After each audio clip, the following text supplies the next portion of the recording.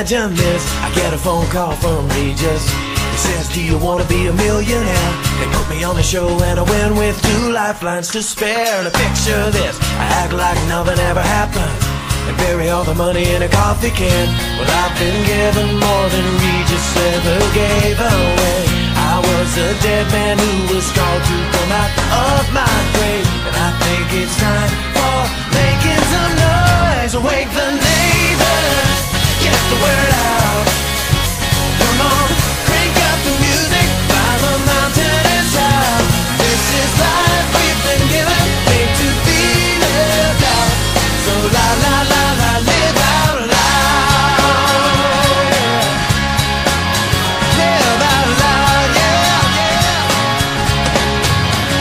Think about this, try to keep a bird from singing after it's soared up in the sky.